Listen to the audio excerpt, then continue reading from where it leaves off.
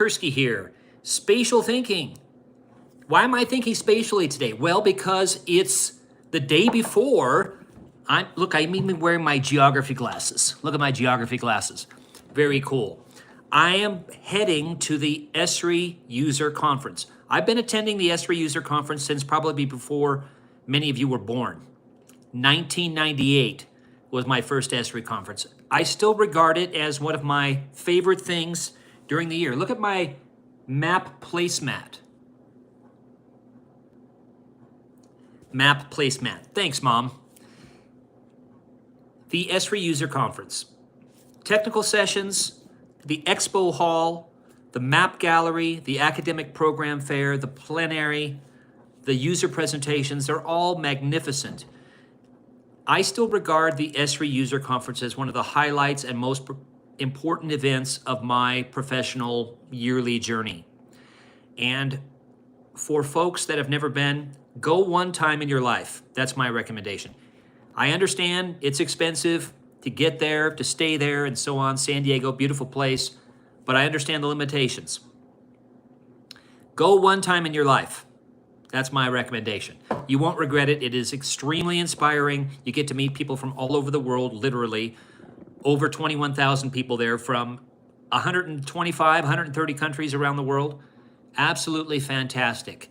Networking, job placement, seeing what other people are doing to make a better world, a more resilient, equitable, sustainable world with geospatial technologies.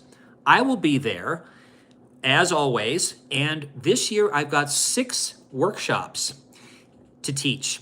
They're all at the Education Summit, which happens the Saturday and Sunday before the user conference begins. My workshops are, I've got 2 on climate, 2 on spatial analysis, and 2 on mobile GIS. And I'm teaching those with some of my favorite Esri education colleagues. The first 2 on climate with Dr. Mike Gould. The second 2, spatial analysis, I've got them with Jerry Miller and Brian Baldwin. And the mobile GIS workshops are with Dr. Pindai Fu, who works at Esri but also teaches at Harvard. So I'm looking forward to those very much. 3 of the 6 are actually hands-on. So we'll be in a computer lab. People will be able to actually dig into the lessons, the data, and the activities. So seeing is believing with GIS. It's actually really good to do it, right? It's good to talk about it and show it, but it's even better to do it. So that's one of the appeals of the Education Summit, which attracts about 650 or so people in K through 12 education, tribal colleges, HBCUs, universities, technical colleges, community colleges, and also people supporting education in government agencies, nonprofits, private industry, and so on. I'm looking forward to it, and I hope you are too. I always do certain things at the user conference. I go to the map gallery first thing in the morning. It's nice and peaceful and cool up there. You get to see maps, digital and analog, from all over the world at multiple scales on multiple themes, agriculture, archaeology to zoology, and literally everything in between that. Transportation, climate, energy, water, city planning, and so on. So much more, including some wonderful maps created by students as part of their projects that they're working on. Whether it's on noise or walkability or business locations or smart growth, whatever it is, GIS location has something to do with it, and these maps that people have created to make wiser, smarter decisions are truly inspirational. So I go to the map gallery. I spend a lot of time in technical workshops. You might be there with 500 of your closest friends, but you're getting taught by the people that actually know the tools best. The arcade scripting workshops are taught by the people that invented the arcade language. The spatial analysis workshops are taught by people that created the tools for spatial analysis in ArcGIS Online and ArcGIS Pro, and so on. So spend some time in those technical workshops. You'll gain a lot of skills and new ways of doing things and get a lot of your problems and questions solved. The Expo Hall, as I mentioned earlier, is very inspirational. You see Habitat for Humanity, the Catholic Relief Services, the Jane Goodall Elephant Foundation, private companies that are partners with Esri, but government agencies, the Esri staff, there to demonstrate new tools and techniques, answer questions, and so on and so forth. And then there's themes, natural resources, energy, public safety, etc., sprinkled throughout the expo hall. The expo hall takes a good half day to go through if you want to do it justice.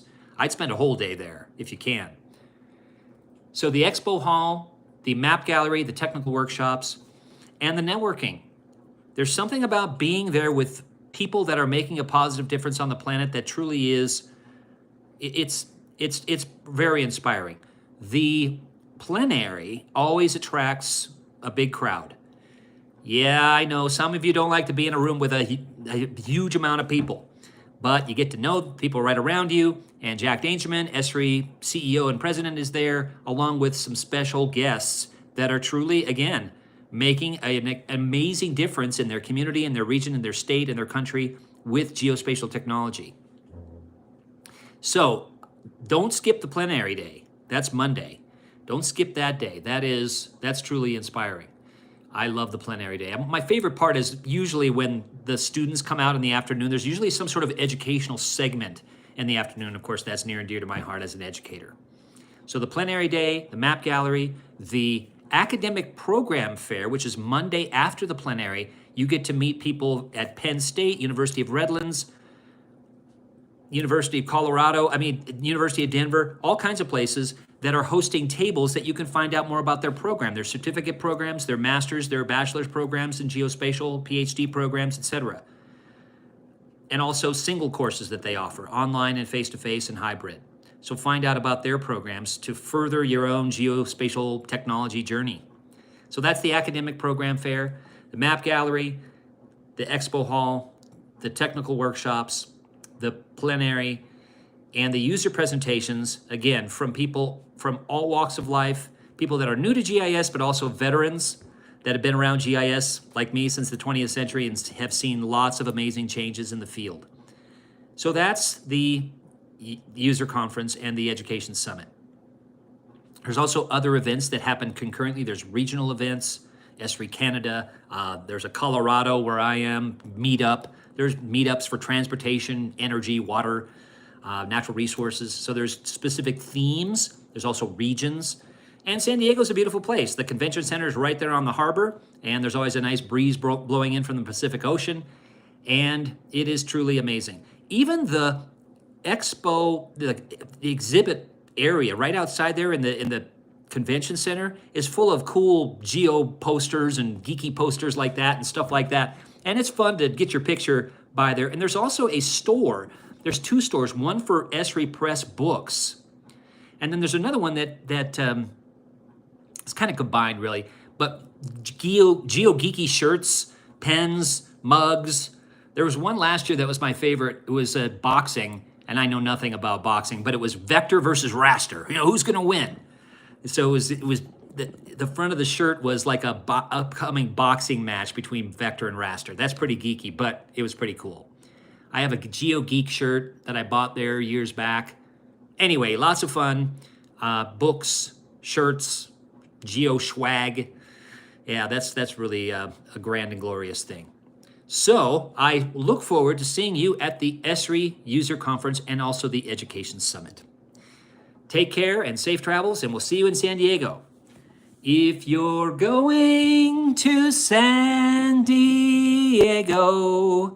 Oh, gracious, that was so bad. But we'll see you there, and again, I wish you all the best.